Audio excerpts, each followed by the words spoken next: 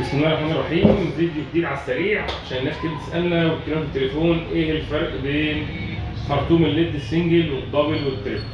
بص، الموضوع باختصار قوي ان الخرطوم ده في منه انواع، في منه مصري في منه صيني. الخرطوم المصري باختصار قوي خرطوم كويس جدا بس مش زي الصيني. الصيني انضف، التقفيل عندهم هناك انضف شويه، مش مع ذلك ان انا بذم في الصيني في المصري. الفرق باختصار حاجه كده عباره عن شريطين طوال جوه الشريط، بيمشي عليهم شريط البورده دي بتحط عليها الشبايه اللي بتنور او الليديه اللي بتنور. تمام كده؟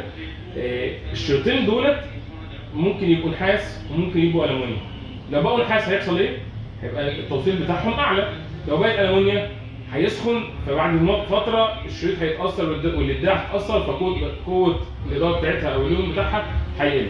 الفرق يعني ايه سنجل يعني ايه دبل يعني ايه تريبل؟ سنجل يعني الشريط جواه حاجه واحده او نقطه واحده كده، الدبل يعني جواه نقطتين، التريبل يعني جواه ثلاثه.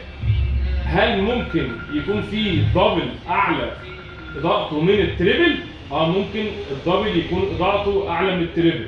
ازاي؟ بيبقى قوه الشبايه نفسها عاليه. في انواع محترمه معروفه في السوق، تمام، انا مش عايز اقول اسماء، والافضل انك تجيب صيني.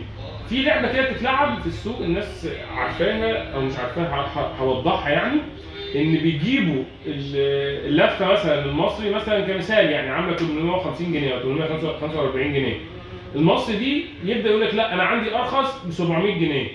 طبعا انت ما انتش فاهم الموضوع، يعني ايه 700 جنيه وده ارخص؟ هي القصه ان عدد امتار اللفه بدل ما هي 100 متر بتبقى مثلا 88 متر 90 متر، فهو كان تقريبا حوالي 10 متر من اللفه وانت حضرتك ما انتش فاهم، انت بتمشي ورا السعر. فانا بقول للناس ما تمشوش ورا السعر، افهموا البقره كام متر، افهموا قوه اللومن بتاعت اللفه قد ايه، ولو لقيت حاجات معتمده بضمان ده يبقى افضل لك بكتير جدا. طبعا على الترتيب من الاقوى للاقل. في حاجه اسمها مصري صيني، مصري متاسف سنجل مصري متاسف سنجل ودبل وتريبل. السنجل منه مصري ومنه صيني، والدبل منه مصري ومنه صيني، والتريبل منه مصري ومنه صيني. على الترتيب من الاكثر جوده للاقل جوده. التريبل الصيني، التريبل المصري. ما هو احسن فيهم؟ التريبل الصيني. ليه؟ لو نحاس. هل في تريبل صيني المونيوم؟ موجود. دي هتعرفها ازاي؟ من الشريط اللي جوه عينيه. نعمل فيديو تاني هجيب لكم عينات وهوريها لكم. بالنسبه للدبل الصيني المصري والصيني والسنجل المصري والصيني، اقواهم طبعا صيني صيني صيني، اقلهم مصري مصري مصري.